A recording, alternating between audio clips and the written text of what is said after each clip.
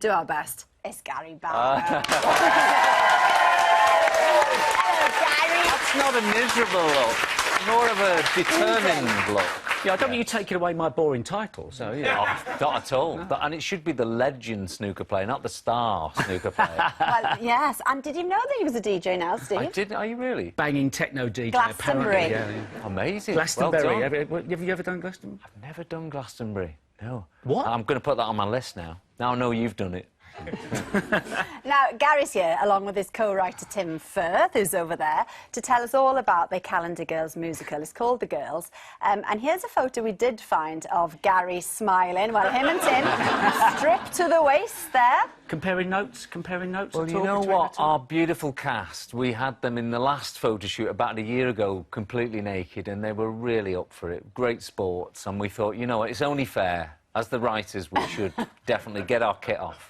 Is it, so everything off or just the top? Just the kilt. Just left the kilt on. That was Nice. it. Well, And we had air on a G-string playing at the same time. Very good. OK, well, more about the musical later. And we've also got some more music, an exclusive live performance from France's hottest music star, Christine and the Queens. Yes, now she had a huge hit with Tilted, and she'll be singing a brand new single for us a bit later. But yeah, you're a fan, Gary. Amazing, definitely. Oh, she's great, and she saw her on Fantastic. Graham Norton. She was brilliant. Very, very good. Now, Well, it's not a laughing matter, is it? It's not at all, Steve. Gary, I mean, do you ever allow your chauffeur to make just...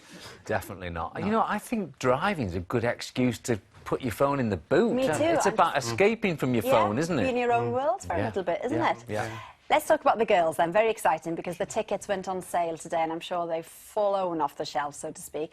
We've had the original Calendar Girls on, you know, at the beginning, they did it to raise money for leukemia, didn't they? And then you wrote the film, Tim, and the original play. Now you've gone on to a musical. So where did the idea come from for that, then, to upscale it a bit? Well, I suppose two things, really. One, you returned to it because you feel there's some unfinished business. There was another story that was to be told about the husbands, the children. It was, we call it a sort of an Undermilt Wood kind of comedy under Milt Wood. There was a story about an English village green musical, which we thought could work for a bigger audience. And secondly, we'd always said, hadn't we? I mean, you've got to remember, I knew Gary... When he was a dut? Before Take That. So we met way in advance. So we both were in the same town. And so it just seemed, well, it seemed logical, really, that, that we've always talked about this, and the two things came together. I took him to see the play. Yeah, we went up to Milton Keynes to see the play, and, I kind of suspected Tim may want to put music to this, and I loved the play. I thought it was amazing, but instantly I could hear the music straight away, and I just thought for those emotional moments, the music would really add to this.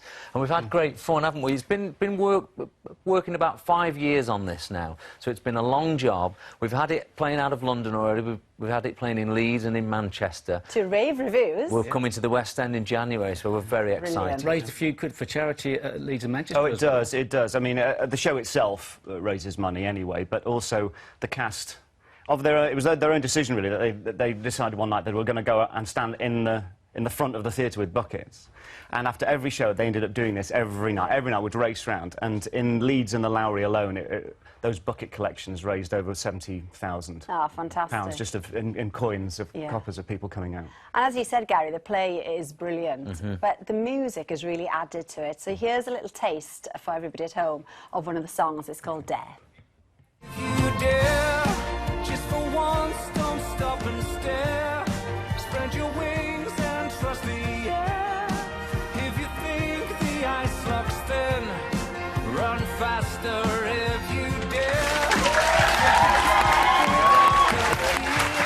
And the lovely thing about it, you know, you've said that you've already put it on in a couple of venues, but you premiered it in the Yorkshire little village where the Calendar Girls started.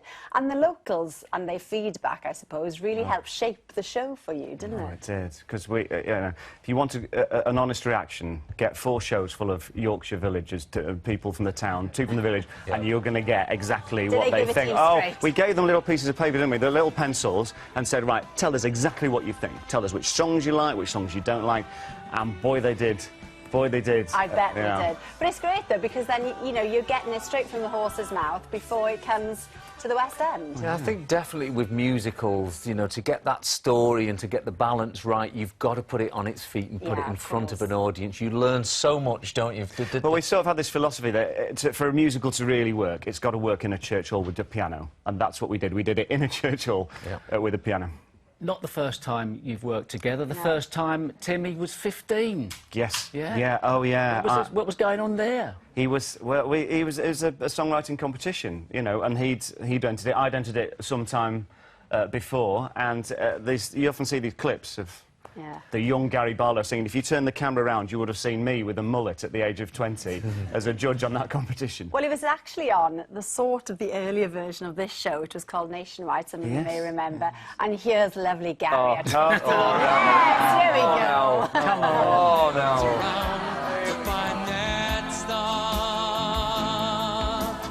Following the light, drawn from near and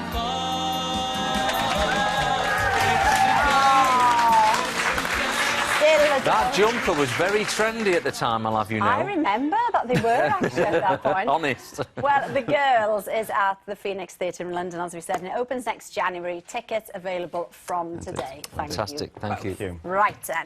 Now then, the Calendar Girls haven't just inspired Gary and Tim. There are literally hundreds of groups who've gone on to... right. Wouldn't be called The Channel. It wouldn't. No. Now, Steve's come in today and he had this idea. He wanted to ask you as many questions as possible per minute. Yes. than we've ever done Per before. minute? Per minute. Okay. Yes, this is where I come in as well, OK? Because Alice is going to answer the questions. Quick but fire, you know? They've got to be interesting, because I am apparently one of the most interesting people in the country. So to entertain me, if it is entertaining, I'm going to give you this. OK. A little sound. I know you like a bit of sound. Oh, I'm disturbed now, because I am boring. Trust me, I know this. Well, have I got competition? If it is, that's what you're going to get. OK, wow. So, All right. are you ready? Oh, Should we I don't give know it a if go, I am. Kerry? Right.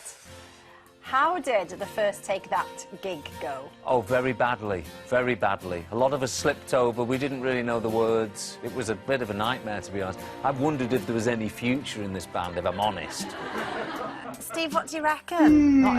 What's talking about? I thought you were going to spill the beans on what was going backstage. What was going down? Just right. a lot of worry at that point. Well, we'll try another one, look. Most inappropriate time a fan has asked you for an autograph or a selfie. In the toilet. Yeah, quite recently, actually, quite recently. People want selfies anywhere nowadays.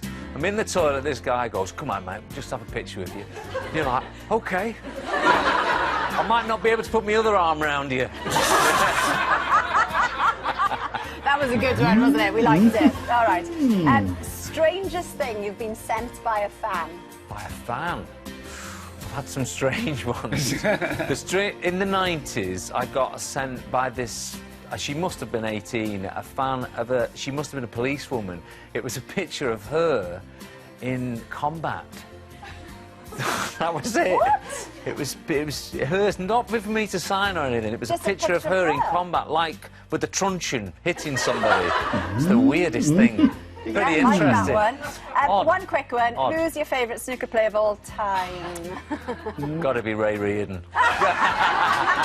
Very, very good. Got to be Steve. Got to be him. So, on a scale of 1 to 10, an interesting scale, where was Gary? Got off to a poor start, but went through the gears. I think Yeah. 10 out of 10 there. That's Thank you. fantastic. Great. Brilliant, very good. Actually, Gary, you've been involved in writing pop songs and musicals now, and obviously you know that I've told you before I'm a banging techno DJ these Banging days. But, techno. so neither of us know this genre, but I just wanted to say happy birthday to all of the punks out there. Yes, this year British punk music is celebrating a big anniversary, and Carrie went to market with a band that started it all.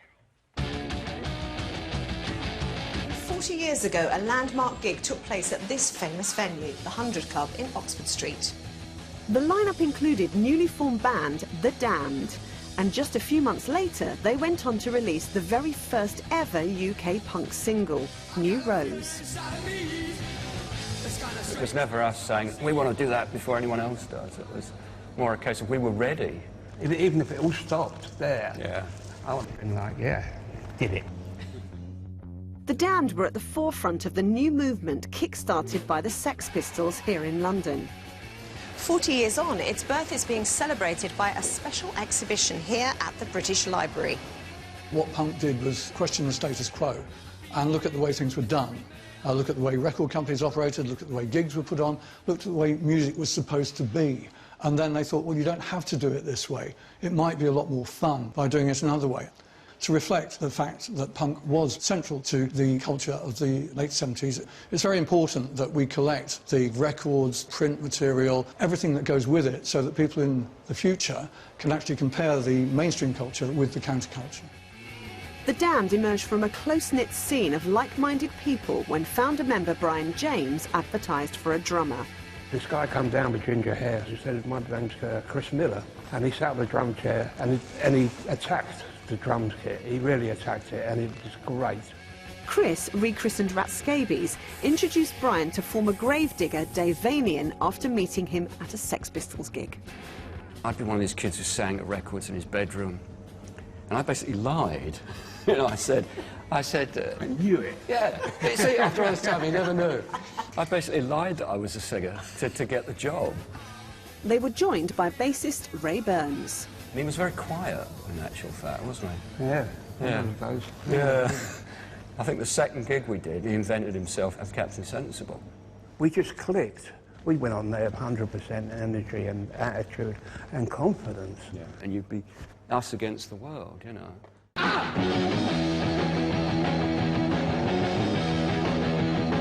A lot of that scene was really political. Were you guys anarchists? No.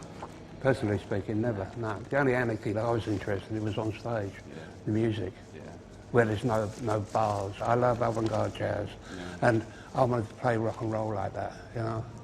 I wanted freedom. Their single, New Rose, perfectly captured the moment. It's about the emerging punk scene, and finally, the music I wanted to play, I met people to do it with, you know, and it was just an exciting time. So an exciting song come out because of it. Music's inspired by its situation. You know, it was a tough time to live, but to be honest, it was a really optimistic time. Creativity was everywhere. Everybody had something to do or say suddenly, and it looked like we'd have a way of doing it. I never thought this could happen to me. Now, the Damned managed to get the first release out in 1976. How did they do that? Mainly because they were on an independent label, Stiff Records. Having an independent label gives you the ability to be a lot more flexible. And Stiff probably didn't have the kind of high production values that EMI would have had. They wouldn't have had the production schedule that EMI would have had. And so they were able to put the Damned in a studio for a day or so and then think, oh, it's a bit rough around the edges, but bang, let's put it out. And so they did. The Damned also went on to release the first punk album and became the first British punk band to tour the USA. Dave Vanian and Captain Sensible are still touring as The Damned today. While Brian has his own band, here giving us a special performance of New Rose back in the 100 Club after all these years. What does it mean to you today when you look back and you think our record was the first ever punk record in the UK? It's just one of those things. Someone had to be first, you know. It become first, second, third, fourth, what the hell, you know what I mean? It's still the best. Wish I'd written it, but there you go. Thank you so much to Carrie. Speaking of music, we've got to have a quick Take That update. A roundup. 20 seconds. Recording new music, tour next year. Amazing. Greatest 25 years next year for us, so it's big greatest hits at the end of next year. Lots happening. So new album and new tour. Yes, definitely. That'll be good news Yeah, for many yeah. people. Thanks as well to Tim for lovely. coming in. Pleasure. The Girls is on at London's Phoenix Theatre in January. Thank you, Steve, as well. Pleasure, You've thank done a you. great Well done. job. Thank you. And now performing the new single, St. Claude, from her album Charleur Humain, it's Christine and the Queens. Have a great weekend. Bye. Come on, guys.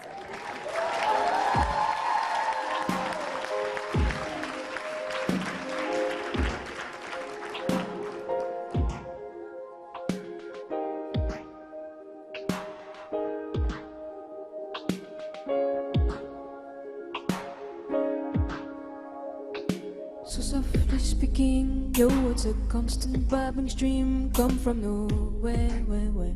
Come from nowhere, where? Your eyelids paint the chalk, shimmering haze just as you talk. Are you singing, king?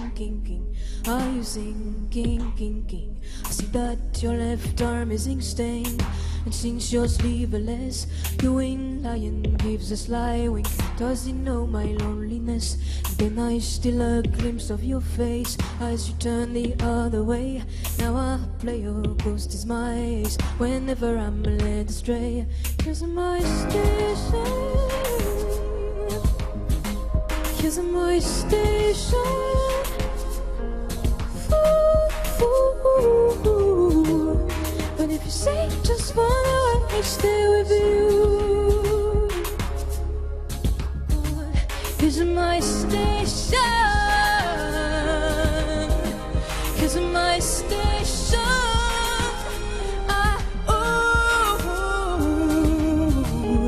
But if you say just one word, I stay with you. Hey, hey. Pour que l'orage s'annonce, pour que l'orage s'annonce, pour que l'orage s'annonce,